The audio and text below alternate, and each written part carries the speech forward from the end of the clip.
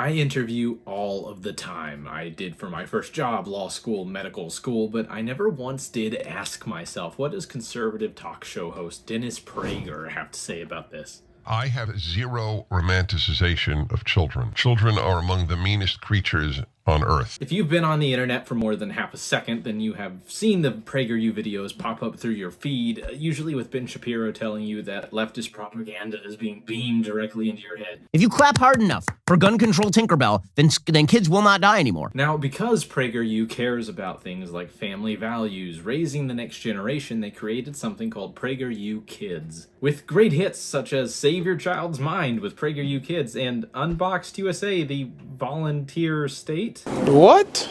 Now, what does all this have to do with a channel designed for pre-meds and self-improvement? See, I wanted to make a video on how to do interviewing and proper etiquette, but it turns out that PragerU actually already has this niche on lockdown, and in fact, PragerU Kids has a video that went absolutely sicko mode. Mind you, that these videos are listed as for kids, which means they can be anywhere from preschool to 12 years old, so why in the child labor laws does a Prager Kids video have over 100,000 views on interviewing, and I need to know if it's any good. Let's investigate.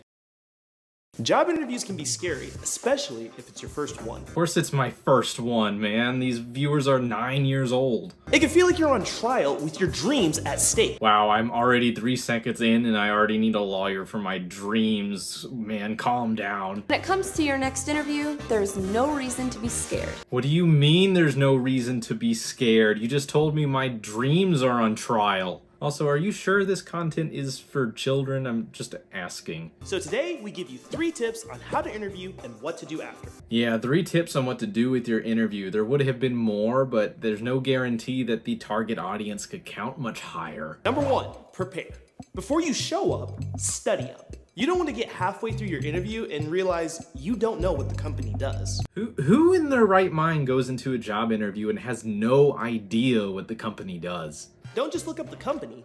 Look up the specific job you are interviewing for. Your first job is going to be at a McDonald's or a Barnes & Noble. How did you find out about this job if you don't even know what they do? You don't just get random interviews and show up. You usually have to apply. What do you mean? And look at the mission statements. Like Barnes & Noble's mission statement is, our mission is to operate the best specialty retail business in America regardless of the product we sell. That is code for that we sell weed in the back and near all the extra Harry Potter books. How is that supposed to help me in the interview? Know what job you are applying for. Nothing is more embarrassing than accidentally applying to be the head CEO of Amazon. And there's a good chance the interviewer will look you up. It's a good idea to remove all embarrassing posts and photos. So what you're saying is that there's a good chance the interviewer will Facebook stalk you like an angry ex-girlfriend? Be warned, be afraid, children. Like the picture of you crowd surfing or that post complaining about your grandma. What 9-year-old is crowd surfing? By the way, I think this guy's name is maybe Levi. It showed at the beginning, but I wasn't paying attention. Levi, who is doing this? Who are these people? Before you go to the interview, practice. Look up sample interview questions online and think about answers. It actually is a good idea to go through practice questions in your head, so I'm not really gonna dog on them for that one. Practice explaining your resume and think about your facial expressions and your... Actually, hold up, never mind. Why you guys are gonna hate on this man for absolutely rizzing up the interviewer? This is to be encouraged, Prager, you kids. So practice smiling and looking positive. And finally, when it comes to preparation, get all your materials ready. Bring a copy of your resume, your cover letter, and a list of references. Okay, so I'm gonna replace your number one. My number one when preparing for an interview is just talk to a friend about your resume, and that's probably a good way of practice. So, okay, moving on. Number 2, present. We all know that first impressions make a big impact, and the first thing the interviewer will see is how you're dressed. So dress to impress. Present? She means prostrate yourself before the might of the interviewer. This is a trend you'll see through the entirety of this video. It's very submissive. This is not the time to wear your favorite graphic tee or wrinkly polo. Nice shirt. Thank you. Thank you. It's family heirloom. I think this is a gross overgeneralization. It totally depends on what kind of job you are interviewing too. I once went to a job interview at GameStop where I was wearing sweatpants, a sweatshirt, and I got hired because I looked like a degenerate gamer, which I was, but that's also exactly what they wanted. It's better to err on the side of overdressing. Remember the saying, dress for the job you want, not the job you have. I want to be the grand overlord of all existence. What do I need to wear to pull that off? I don't think they'll tell me. Next, arrive early. This shows responsibility and respect for the interviewer's time. It also shows you have nothing better to do, you loser. Then, when it's time to start, kick things off with a firm handshake, a pleasant smile, and eye contact. Stare into their soul. Refuse to let go of their hand until they give you their job. Oh, wait, no, yes, that's even better. Until you are the boss now, and you're the one interviewing them for an unpaid internship, and you're all out of coffee. If the interviewer asks you a question that totally stumps you, don't panic. Take a deep breath and take your time coming up with the answer. Whatever you do, just don't make up answers. Why in the world would you just make up answers? How would you even do that? Is this trivia? If you don't understand the question, the odds of you making up the right answer are very low. So just don't try. I don't understand the question, Miranda.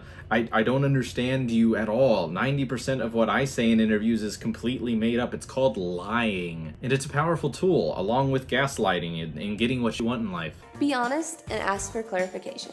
Also, having thoughtful questions ready to ask shows that you care and are being proactive. It could be a question about the team that you'll be working with, or maybe the mission statement of the company. There's that mission statement again. Yes, Mr. Manager, sir. How often do I get smoke breaks, and what percentage of them are dedicated to hard drugs? Just avoid asking about salary.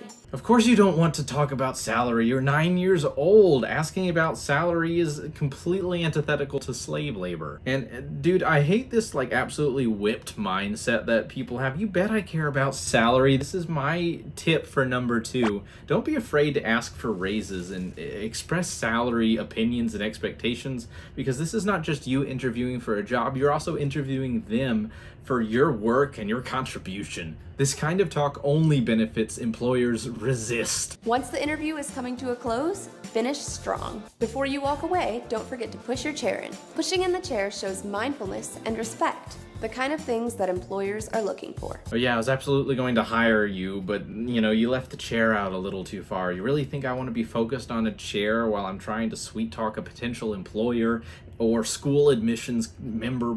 This is just too much. Number 3, follow up. A lot of people think once the interview is over, they're done.